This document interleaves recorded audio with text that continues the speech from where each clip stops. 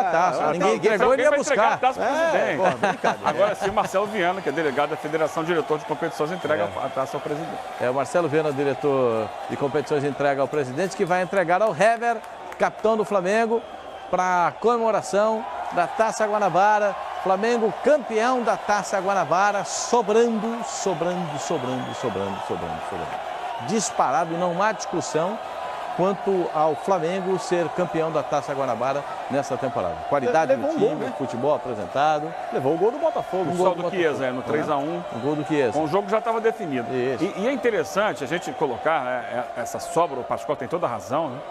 Porque se você olhar os adversários do Flamengo, eles tiveram dificuldades nesse início de ano. Sim, tiveram dificuldades.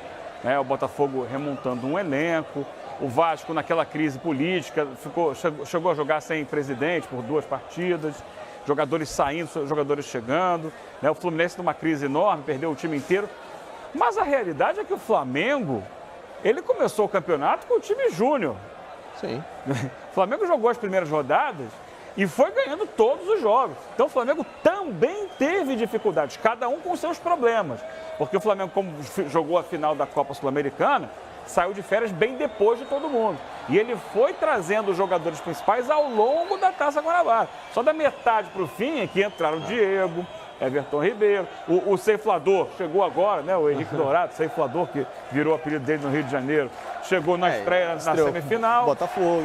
Então, o Flamengo sobrou porque ele tem o melhor time, é óbvio que tem o melhor time, mas ele também teve de superar dificuldades. É um calendário apertado, ainda mais em ano de Copa do Mundo para todo mundo, e porque o Flamengo jogou até o meio de dezembro, com o campeonato começando no meio de janeiro. Então, parabéns, mais uma taça conquistada aí pelo Rubro Negro. Se não me engano, 21ª Taça Guanabara. Isso. O Vasco tem 12 e é o segundo com o maior número de conquistas. E uma coisa que você falava aí é curiosidade mesmo no futebol. No início da temporada, no início do campeonato no estado do Rio de Janeiro, o time do Flamengo teve que dividir o elenco da base com os jogadores que estavam na Taça São Paulo. Alguns que jogavam lá, a Taça São Paulo, vinham para jogar no time principal e voltavam para jogar a Taça São Paulo. Isso é o que o Eugênio falou, retratando a realidade, Cada um com seus problemas. 2-0 para o time do Flamengo, não tem discussão. O Flamengo sobrou aí, não dá para conversar a respeito. Não, e outra coisa, Pascoal, uma vantagem interessante que o Eugênio colocou. Nem sempre você precisa ter um elenco tão caro ou um elenco em que você precise sair, gastando para montar este time. O Flamengo tem boa parte deste elenco feito em casa, com bons jogadores, não é um elenco inchado, tanto é que em muitos momentos ele precisou pegar a molecada lá debaixo da copinha para compor o banco de reservas desses primeiros jogos do Campeonato Carioca.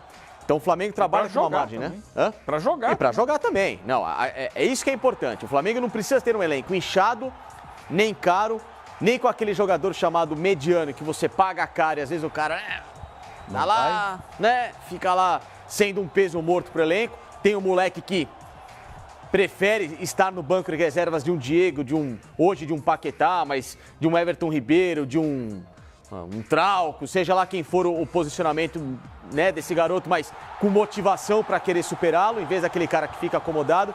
Então o Flamengo consegue ter a mescla do bom jogador, da estrela dentro de campo, com o jovem formado em casa, que não tem custos para o clube e muito pelo contrário, só consegue dar lucros, como foi exemplo do Vinícius Júnior. Ô Eugênio, você tem acompanhado o River Plate nesses últimos tempos aí. Sim. E o Flamengo vai estrear contra o River com portões fechados no estádio Newton Santos. Ainda bem que conseguiram chegar a esse acordo no estádio Newton Santos, com um gramado em ótimas condições para a realização da partida, mas com os portões fechados. O Flamengo chega em condições, você entende que chega em condições de disputar com igualdade com o River Plate, que também está remodelando seu time nessa temporada, Eugênio? Acho que sim.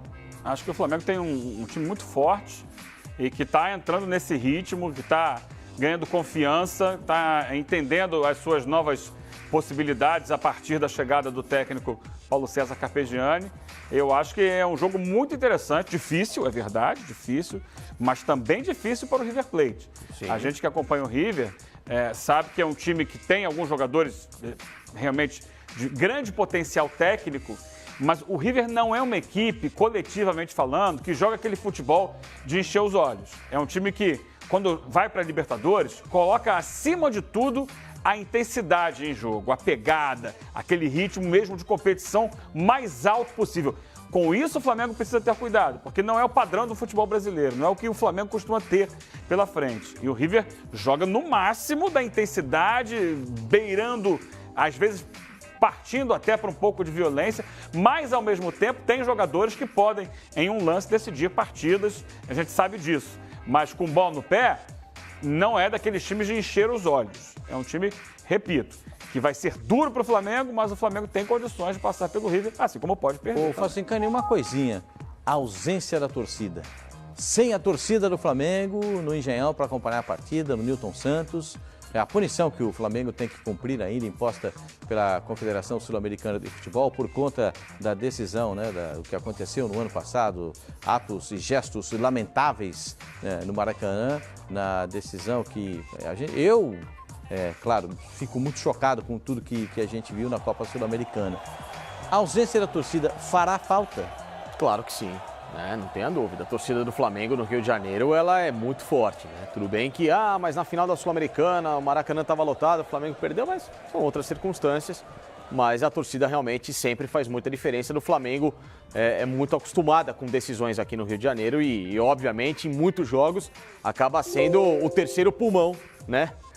de uma equipe, porque é um time que depende muito dessa força. Agora, nessa questão que você tocou do River Plate, não sei quantos jogos que o Eugênio fez do River esse ano. Eu fiz 2 desse ano e ainda fiz um jogo do ano passado, o River Plate Newell's, que estava naquele meio de decisão da Libertadores nos jogos contra o Lanús.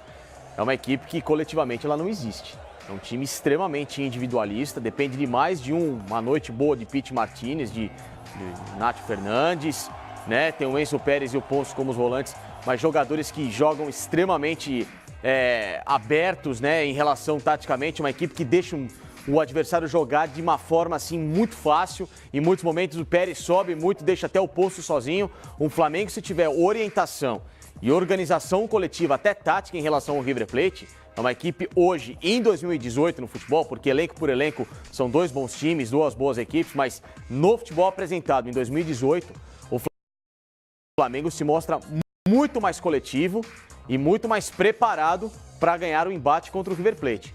O River Plate, que eu tenho acompanhado no Campeonato Argentino, esse River Plate perde para o Flamengo. Uma outra coisa, Eugênio, é difícil a gente, por exemplo, eu sou um cara acostumado e eu fiz muitas decisões de Campeonato Carioca, Taça Rio, Taça Guanabara e tal, e vendo uma decisão fora do estádio do Rio de Janeiro, fico imaginando o torcedor do Flamengo, o sentimento dele de não poder estar perto, de não poder acompanhar, não estar do lado do time nessa hora. É difícil, hein, Eugênio? É difícil, especialmente para o verdadeiro torcedor do Flamengo, né? Que paga pelas besteiras feitas pelos ditos torcedores. E não são poucos. Segundo relatos da época, cerca de 8 mil pessoas tentaram ou conseguiram invadir o Maracanã na final da Copa Sul-Americana, o que é absurdo. É absurdo. Então, esse que se diz torcedor e quer chegar lá na base da valentia, na base da violência, porque eu vou e acabou, eu vou passar por cima, eu vou invadir, eu vou quebrar. Esse cara é responsável por isso. Você, torcedor de bem do Flamengo, que gostaria de ir acompanhar um dos grandes clássicos do futebol sul-americano. Olha que jogo de bola, gente. Não é um jogo qualquer, é Flamengo e River Plate. Esse é um jogo para lotar o Maracanã, para entrar para a história do futebol